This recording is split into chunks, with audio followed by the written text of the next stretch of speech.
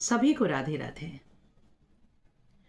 श्रीमद् भगवत गीता चर्चा में चैप्टर 16 और श्लोक नंबर 10 के अंतर्गत आज देख लेते हैं कि भगवान श्री कृष्ण आसुरी गुणों को किस तरह से कैटेगराइज कर रहे हैं और कितने अच्छे तरीके से वो हमें बता रहे हैं कि किन व्यक्तियों से सावधान रहना है। और ये बहुत ज़रूरी है कि हम आत्मचिंतन करें कि कहीं ये अवगुण हमारे अंदर तो नहीं है, और अगर ये अवगुण हमारे अंदर हैं तो सावधान होने की आवश्यकता है और अपने ऊपर नज़र रखने की आवश्यकता है कि इन अवगुणों को मैं किस तरह से दूर कर सकता हूँ। देखो, जीवन हम सबको ना एक अवसर के रूप में मिला है। लाइफ इज़ अ अपॉर्चुनिटी, और ये अपॉर्चुनिटी ज़िंदगी को बर्बाद करने के लिए नहीं है। ये अपॉर्चुनिटी तरक्की करने के लिए मिली है, उत्तरोत्तर विकास करने के लिए मिली है, ज्ञान में रत होने के लिए मिली है। देखो, वैसे भी भारत में पैदा हुए हैं। भारत, भा का अर्थ है ज्ञान।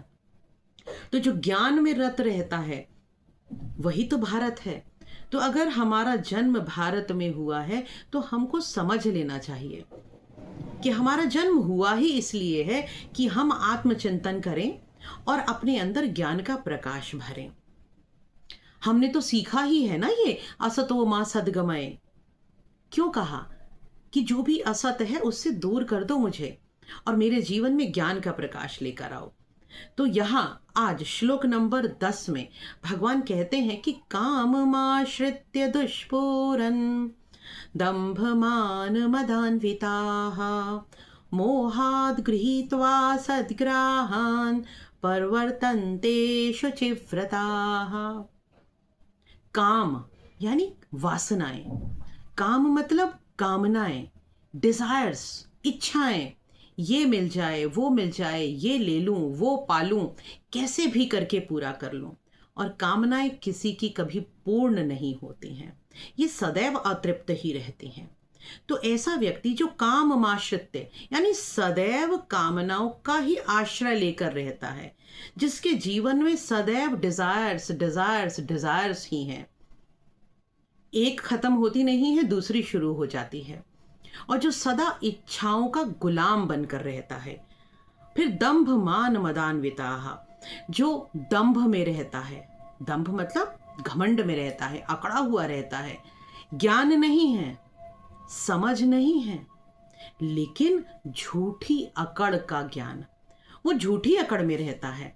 ऐसे बहुत से लोगों को आपने अपने आसपास देखा होगा जिनके पास कोई भी ज्ञान नहीं है, सदचरित्र नहीं है, लेकिन वो झूठी अकड़ में ही घूमते रहते हैं, हमेशा मद में यानी किसी न किसी अहंकार में, किसी न किसी नशे में लिप्त रहते हैं। देखो, अहंकार, मद का अर्थ है अहंकार भी और नशा भी। नशा यदि अच्छी चीजों का है तो उसे मद नहीं कहते, यानी ज्ञान का है तो वो मद नहीं है। तो नशा सदैव बुरा ही होता है। अब वो किसी गलत वस्तु को खाने पीने का भी नशा हो सकता है, वो रूप का नशा भी हो सकता है, और जब किसी को ज्ञान का नशा चढ़ जाता है यानी अपने ज्ञान पर वो अहंकार करने लगता है, अपने सामने किसी को कुछ समझता ही नहीं है, हर व्यक्ति का अपमान करने पर तुला रहता है, सदैव किसी भी सभा में वो जाता है तो उसको लगता है कि मेरा मान होना चाहिए, मेरा सम्मान होना चाहिए, मुझे क्यों नहीं पूछा, और दूसरे का अपमान करने के लिए सदैव तत्पर रहता है। तो ऐसे लोग दंभ मान मदान्विताः मोहाद गृहीत्वा सद्ग्राहान्, मोह के अंतर्गत आकर किसी भी अच्छे गुण को वो ग्रहण नहीं करते हैं, सदैव मोह में ही रहते हैं। और जो भी मिथ्या बातें हैं, अज्ञानपूर्ण बातें हैं, जैसे कि पैसा होने से ही सब कुछ होता है, अरे हमें कुछ करने की आवश्यकता ही क्या है, ये वाला जो विचार है ना, ये भी अज्ञान है। भगवान कृष्ण ने कर्म योग में सीधा कहा है कि कर्म तो करना ही करना है। तो कोई भी व्यक्ति अगर किसी भी ग्रंथ का, किसी शास्त्र पुराण का आधार लेकर भी नेगेटिव बातें कर रहा है, अकर्मण्य होने की बातें कर रहा है, तो आपको समझ जाना है कि उसका जीवन सदचरित्र नहीं है, सद्गुणों से परिपूर्ण नहीं है, और इसका आचरण अंततोगत्वा संसार का क्षय करने के लिए ही है, संसार का नाश करने के लिए ही है, लोगों का नाश करने के लिए है। तो ऐसे व्यक्ति से सदैव आपको दूरी बना के रखनी है और पहचान के रहना है। अगर आपके अंदर इनमें से कोई भी अवगुण है तो आत्मचिंतन कीजिए, स्वयं को इन अवगुणों से दूर कीजिए, और तभी आपका इस मानव देह में जन्म लेना सफल हो पाएगा।